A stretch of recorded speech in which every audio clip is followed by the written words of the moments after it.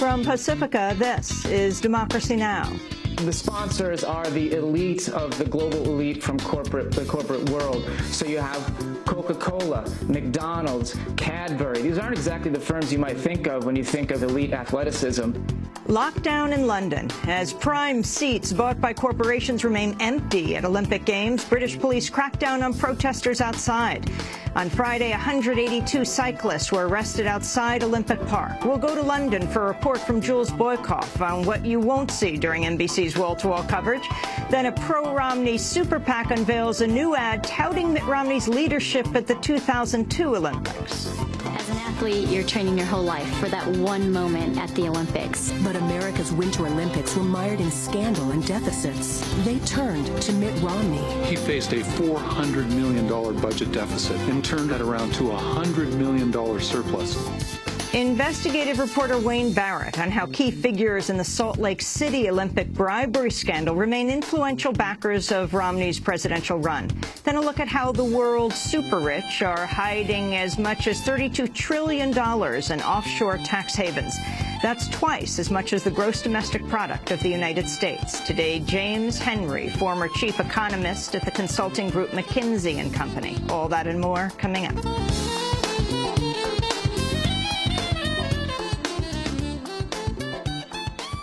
Welcome to Democracy Now!, democracynow.org, The War and Peace Report. I'm Amy Goodman. Shooting suspect James Holmes has been charged with 24 counts of first-degree murder for the killings of 12 people at a movie theater in Aurora, Colorado earlier this month. The rampage also left 58 people wounded, several critically, for which Holmes also faces 116 counts of attempted murder. On Monday, Holmes made his second court appearance since the massacre, with shooting survivors and relatives of the slain victims in attendance. Prosecutors have yet to announce whether they'll seek the death penalty. A pre-trial hearing has been set for late September. Syrian government troops and rebel forces are engaged in intense fighting as the battle for Aleppo continues for a fourth day.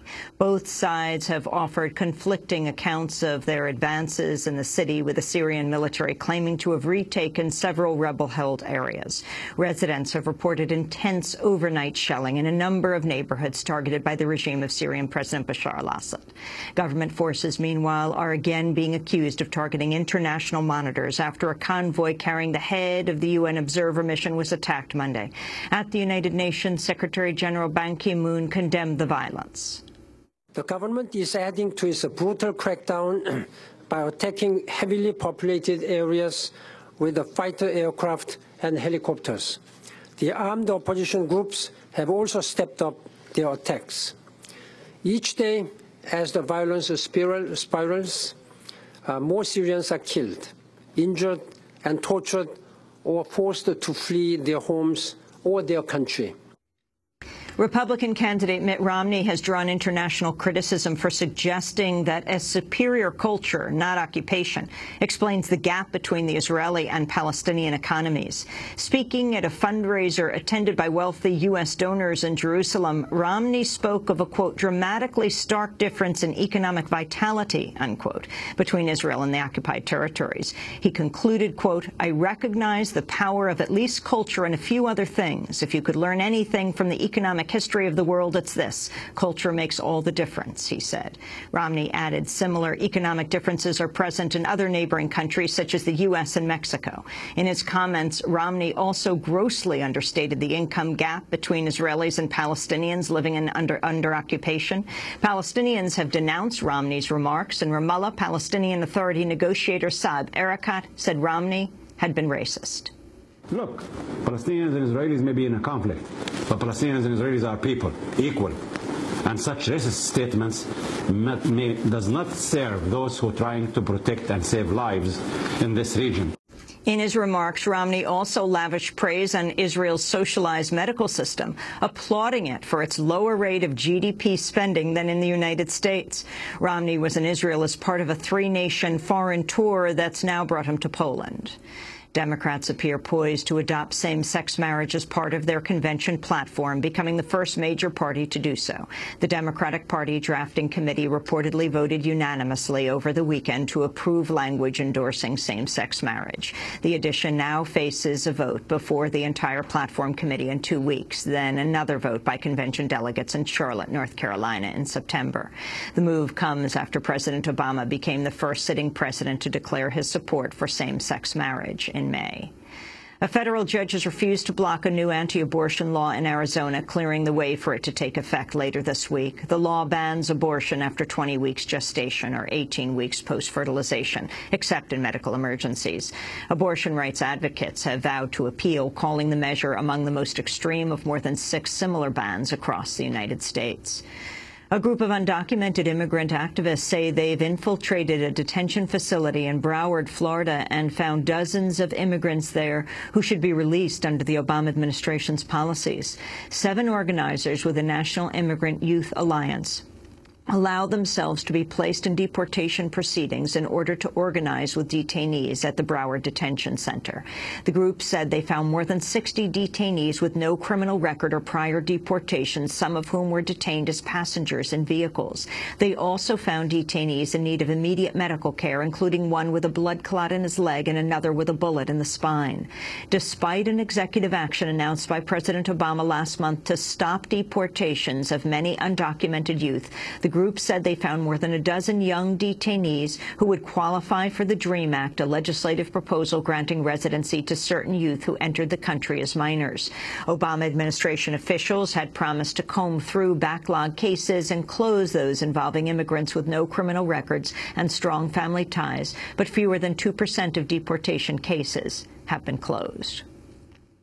The first of 8 U.S. soldiers charged in the death of Army Private Danny Chen has been found not guilty on the most serious offense of causing Chen's death through negligence, but has been convicted on lesser charges. A 19-year-old Chinese-American, Danny Chen, allegedly took his own life just weeks after he was deployed to Afghanistan last October. His family says Chen had been abused by comrades on an almost daily basis, including racist hazing, with soldiers throwing rocks at him, calling him ethnic slurs, and forcing him to do push-ups or hang upside down with his mouth full of water. All 8 accused soldiers were Chen's superiors in rank. The first soldier to stand trial, Sergeant Adam Michael Holcomb, was acquitted of negligent homicide Monday, but found guilty on 2 counts of maltreatment and 1 count of assault consummated by battery. After the verdict, Elizabeth Ouyang of the Organization of Chinese Americans said Holcomb should be discharged. If you are going to send a strong signal to both our community and to the community at large that there is no room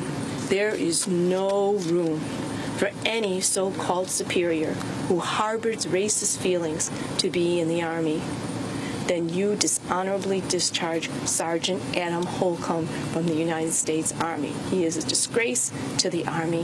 He does not represent the principles of respect that the Army so upholds. The mother of WikiLeaks founder Julian Assange has traveled to Ecuador in a bid to campaign for Assange's asylum request. He has taken refuge in the Ecuadorian embassy in London as he fights extradition to Sweden and ultimately, he says, seeks to avoid being handed over to the United States.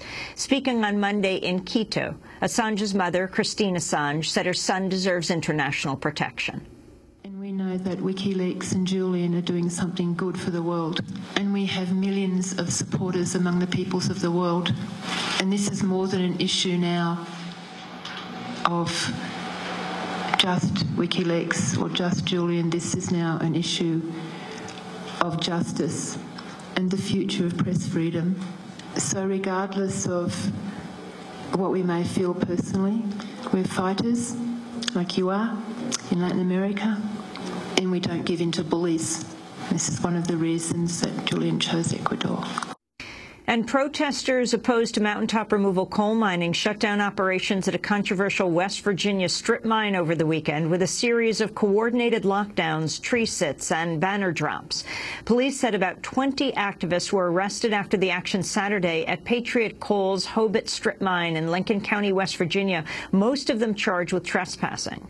Activists with the group RAMPS, or Radical Action for Mountain People Survival, criticized the Obama administration's regulatory policies and said mining practices are endangering the health and safety of people in Appalachia. And those are some of the headlines. This is Democracy Now!, democracynow.org, The War and Peace Report. I'm